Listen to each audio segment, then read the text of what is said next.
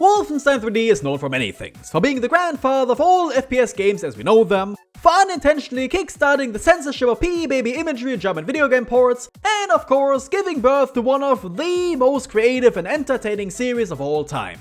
It is not known for its level design, however. Stages in the game all blur together, consisting of nothing more than random rooms connected by random hallways made out of the exact same cube-shaped walls. Doom, on the other hand, while also primitive, had recognizable locations, to the point where a lot of people, including yours truly, were able to recreate them purely from memory. But if you ask me whether this Wolfenstein 3D level is from episode 4 or episode 5, I couldn't tell you. There just wasn't much the guys at it could really do with such a limited engine, and it's honestly a miracle you can even keep rooms apart in the first place. However, I should be ashamed of myself for even saying that, because the developers actually did try a lot to make these places sort of resemble something. In fact, in more ways than you might have expected.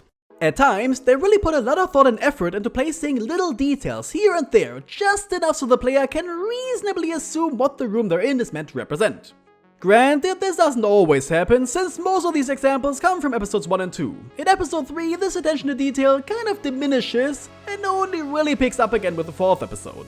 And then there's episode 6. God help us all. But what are these cute details I'm referring to? Well, they're the little things. Using the few sprites they had to turn square rooms into places you can sort of recognize from your own life. For instance, there's food halls for all the soldiers and officers, with tables and chairs, and most of the time even food on the ground. They couldn't put it on the tables quite yet.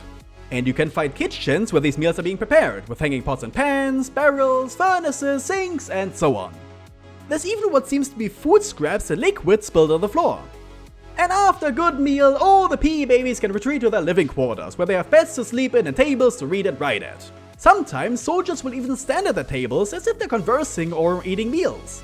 There's also often bathrooms nearby with their own wash basins and wells, and a clever repurposing of other sprites like chamber pots and barrels as toilets, and perhaps lamps instead of shower heads with puddles of water all over the floor next to them. Furthermore, high-ranking PE babies have their own little private offices, even what looks like conference halls or command centers for planning their strategies. With maps on the walls and everything, locations BJ is very happy to stumble upon. And since they're not the nicest bunch, to say it lightly, there's a lot of cells with dead former prisoners and even their last rotten meals. I can only assume that this one had their food cruelly placed just outside of reach. Not only that, but certain levels even have torture chambers, where blood and bones litter the floor and skeletons hang from the ceilings. Mostly, these rooms are occupied by the SS, which makes sense considering the real-life ones had a lot of experience in that regard, to say it lightly once more. And afterwards, they can use the nearby sinks to wash their hands clean of all the blood, just not of the shame of what they've done. Other rooms might just be for housing stolen gold and treasure, or the weapon chambers full of ammunition, or maybe medical bays with medkits galore. One area seems to have been designed entirely to store chain gun, while others act more as general storage areas, being full of random barrels and whatnot. The PE babies can even afford to live in luxury, with grand art galleries full of expensive paintings and even vases or suits of armor. All of this helps explain why these levels are populated by so many people. They don't just work there, they live there. These aren't just empty rooms and corridors, they're meant to be actual castles and fortifications, even bunkers. And this was definitely on purpose, as the official hint manual for the game details. Some of the maps of the levels contain little blurbs by the designers that created them, explaining what they're meant to be. Most of these are by Tom Hall, the game's creative director, which shouldn't come as a surprise. I mean, that was his job. One of the levels, 4-2, was meant to have an actual castle layout, which I also noticed while playing, and which is why it's one of my favorite maps. It has 4 towers in the corners with spears and armor stands nearby, just in case anyone dares to attack from the outside. And the castle entrances also have a logical pattern to them according to Hall. They start out with a large hall with pillars everywhere, then a throne room, and finally a secret behind the throne. I never even thought of this place here to be a throne room in the first place, but it makes sense. He even points out how much he enjoys seeing the starry night sky behind the stone pillars, making him feel cold. I really love these proto skyboxes too. They're just a wall that Wile E. Coyote painted a vista on, but at lower resolutions, they give a convincing impression of a distant view. It just makes the world feel a lot larger, that these aren't just dedicated video game levels, but that there's more going on outside, places you can't see or visit, but which do exist. Somewhere. And even the maps themselves, as disconnected as they may feel, really aren't. I've noticed that in episode 4, there's a couple levels with several elevators, most of which you can't access. But like Tom Hall says, on the next level you can actually see the exit doors of them. This is where you would have come out, had you been able to get past that stupid barrel in the way. But it wasn't just Hall who was willing to put more thought into his levels. Even John, presumably Romero's stage 5-6, was meant to give the impression of a natural cave as part of the mountain the castle rests upon. In general, these types of rock walls are only rarely uniform and straight, most of the time being all over the place. Of course they're rough and uneven because they aren't man-made. In contrast, certain levels were clearly constructed by humans for specific purposes, such as Sharp's science lab with its cold, sterile, metallic walls everywhere. Even the secret rooms make sense in this one. One of them is full of medical supplies since he is a doctor, while the other contains guns and ammo, which he needs for the super soldiers he's creating.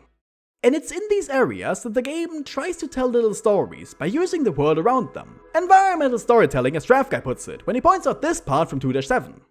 Oh, what's this? Is this environmental storytelling? Damn, I hope whatever's in here is actually a big deal. There's this long hallway with soldier corpses and blood all over the place, leading up to a room filled to the brim with even more corpses and mutants inside.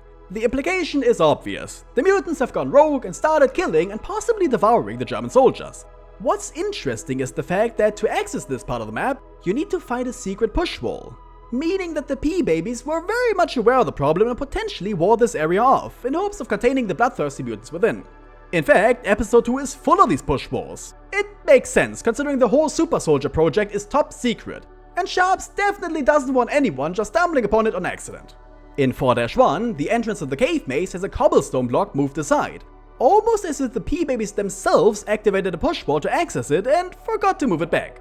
It's also how you access 3-8, the last level before the battle against Hitler, because, of course, he's trying to hide himself away like the coward that he is. It even feels very much like a bunker with cramped sleeping quarters, metal walls, and tons of officers and SS. I mean, you're in the belly of the beast at that point. Speaking of beasts, the P-babies really are some in this game, to the point of being cartoonishly evil. Not only are there bloody skeletons everywhere, but they're even lying on the floor, right next to the meals that the soldiers are eating. Maybe those weren't just food scraps in the kitchens after all. And when they're not eating their captives themselves, they feed them to their dogs, as some of the kennels are also home to human remains. I hope those people weren't still alive when the dogs gorged themselves on them, but I think I know better.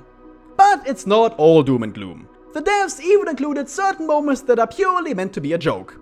Like this room, which is full of dogs, potted plants, and suspicious puddles next to the plants. Hey, if no one's taking them for a walk otherwise. And another one is just cute, which Draft Guy also pointed out. This new texture for the walls that has this little divot at the bottom, when you push it back, it gives the appearance of the key coming out of that little hole at the bottom. Maybe the wall isn't actually moving, but BJ just reaches into the hole to find the key inside. Use your imagination. And that's actually the important part. The player is meant to use their imagination. I've mentioned this in my video about Doom 2 Cities, that while these levels are often lacking in important landmarks or clear structures, they can still be viewed as real locations. The player just needs to let their mind wander a little and think about what all these little details could represent. It's basically like Dungeons & Dragons, something the IT guys were very fond of playing and which would absolutely explain why these levels look the way they do.